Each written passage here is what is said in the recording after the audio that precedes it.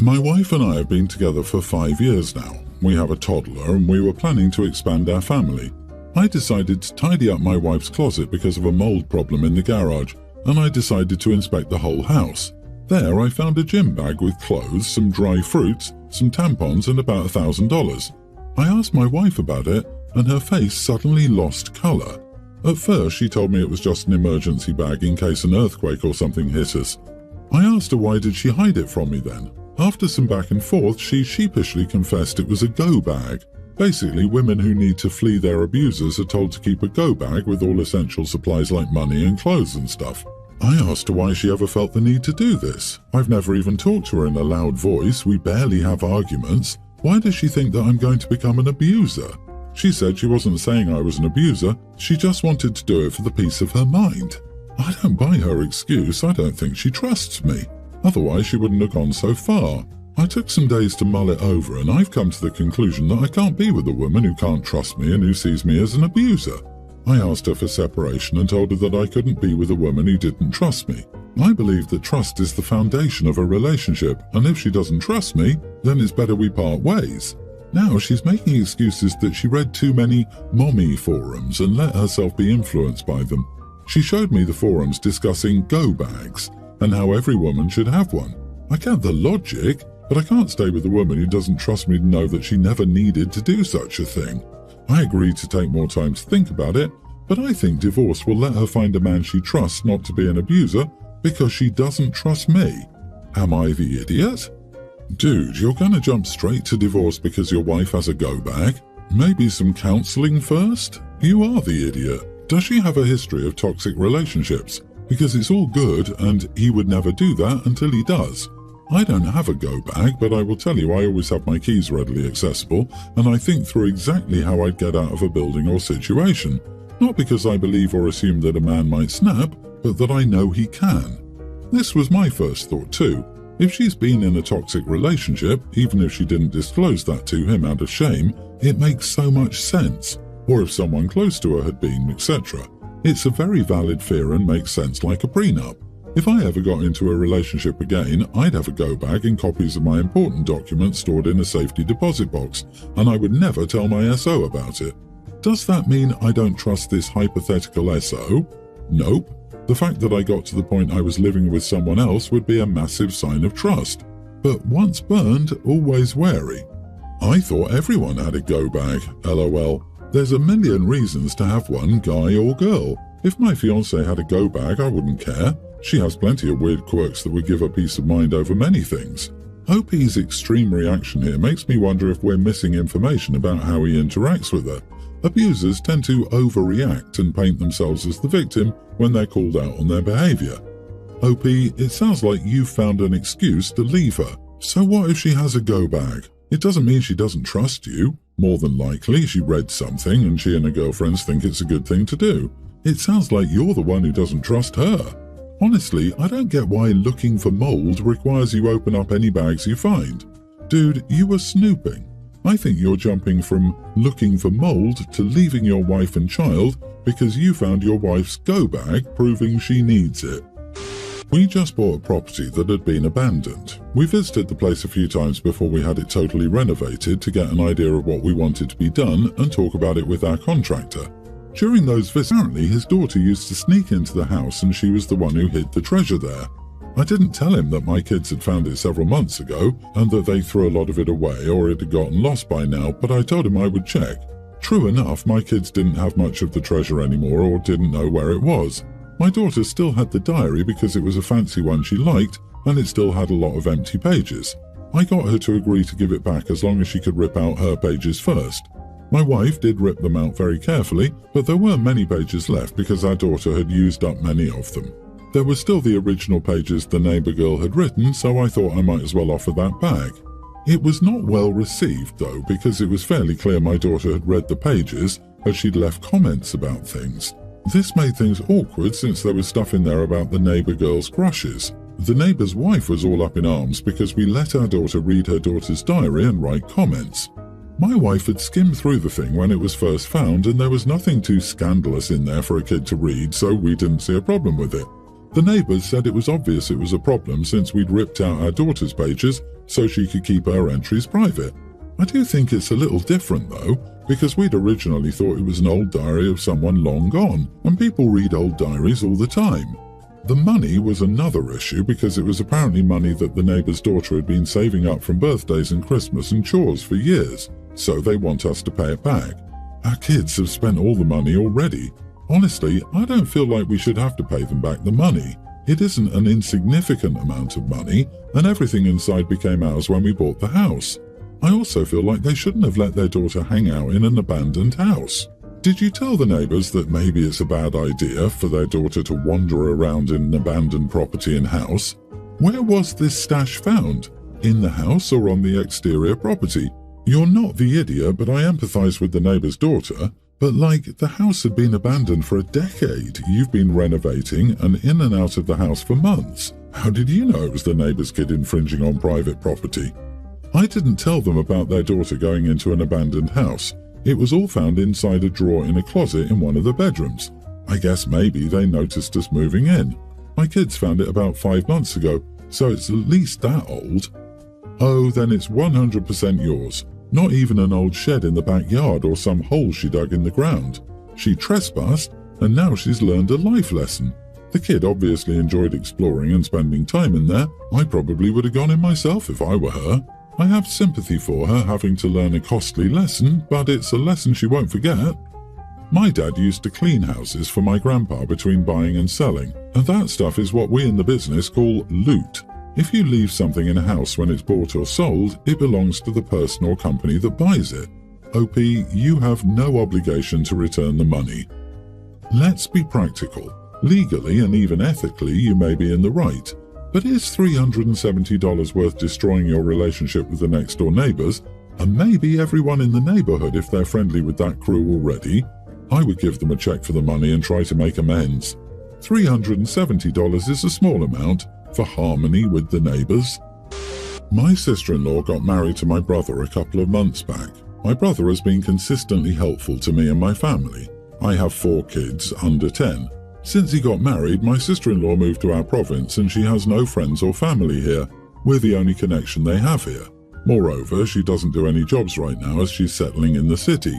Sometimes I ask my brother to babysit my kids and he does it without hesitation. So whenever we were busy with work or out of town, sister-in-law used to babysit the kids.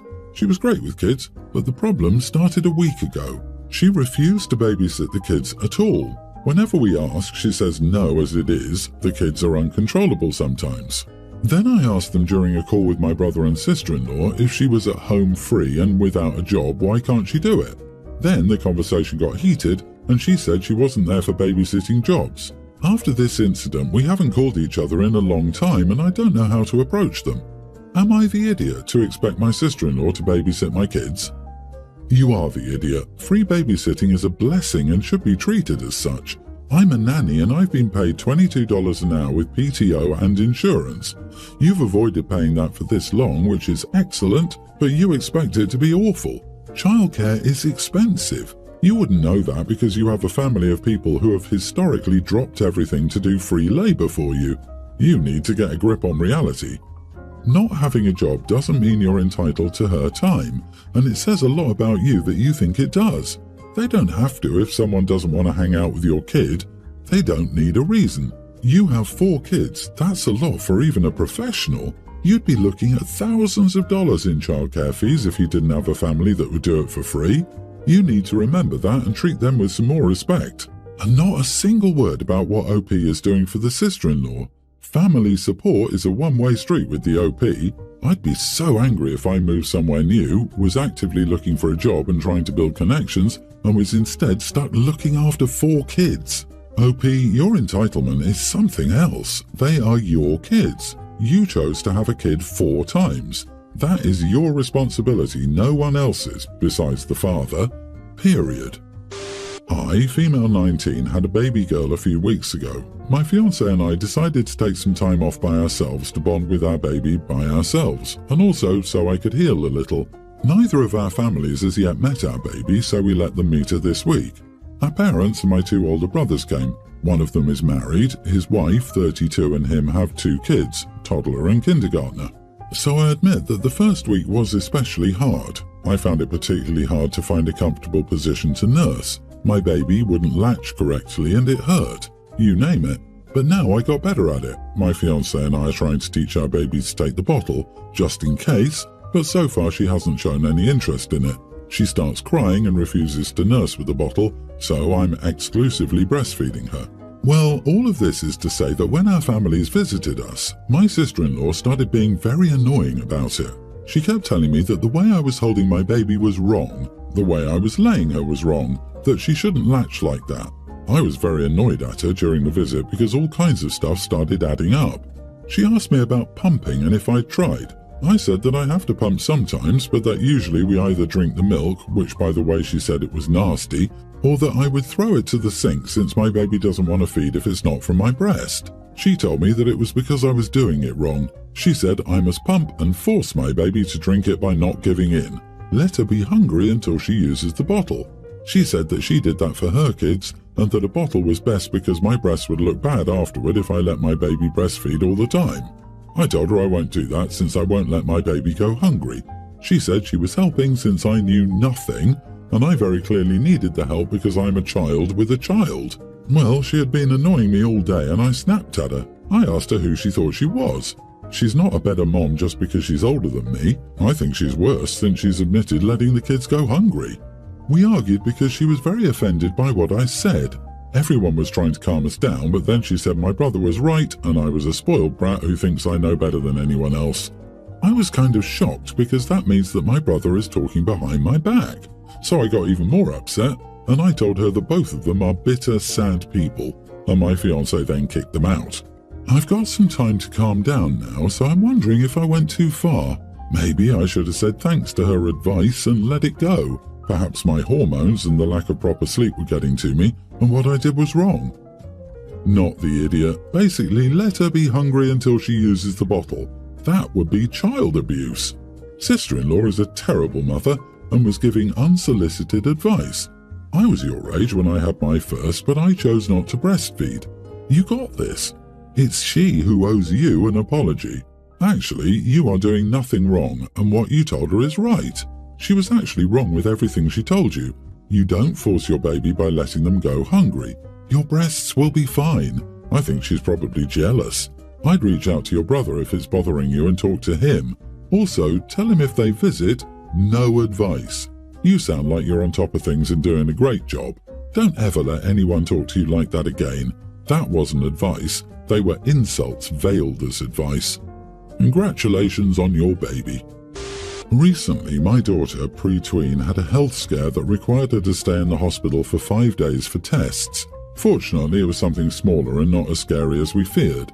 My daughter needed an adult to stay with her all day and night at the hospital. Only one visitor in the room from 1 p.m. to 4 p.m. My husband can't be with my daughter all day because his job demands a lot, and we have our other son to take care of, tween. So we decided that I would be with my daughter all day. During his lunch hour, he stayed with us from 1 p.m. to 2 p.m. My sister and I are close. She's my daughter's godmother, and I have no doubt about her love for my daughter. She and my husband have disagreements and are not that close, but nothing major. When my sister heard the news, she sent a message saying that she would like to help me stay with my niece, and I said that I didn't need it. She asked if she could visit during her lunch, which coincides with my husband's schedule. I said that my husband sees us at this time, but that she would be welcome at any time.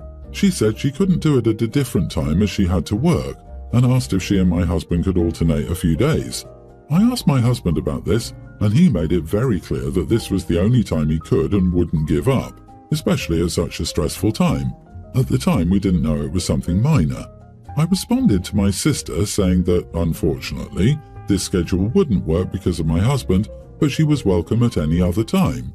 She said that we were being unfair because she would also like to see her goddaughter at this delicate moment, and it wouldn't hurt to give her a little time. She mentioned that maybe he would think differently if it were anyone else.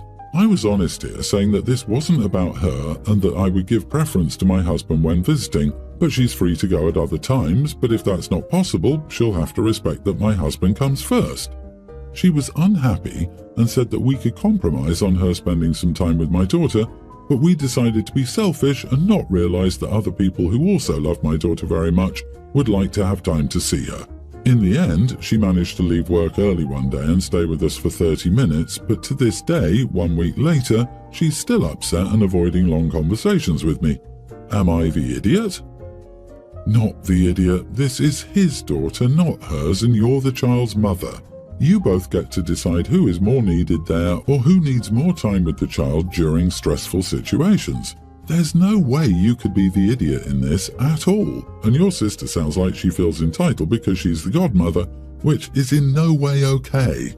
If your sister wanted to help you and your family, she would help with your son, who is not getting the same attention during this trying time. A parent is a more important relationship than an aunt. I'm glad you held your ground. I'm sure your husband felt bad enough only being able to be there for his wife and child in the limited time he had. Sister needs to get over herself.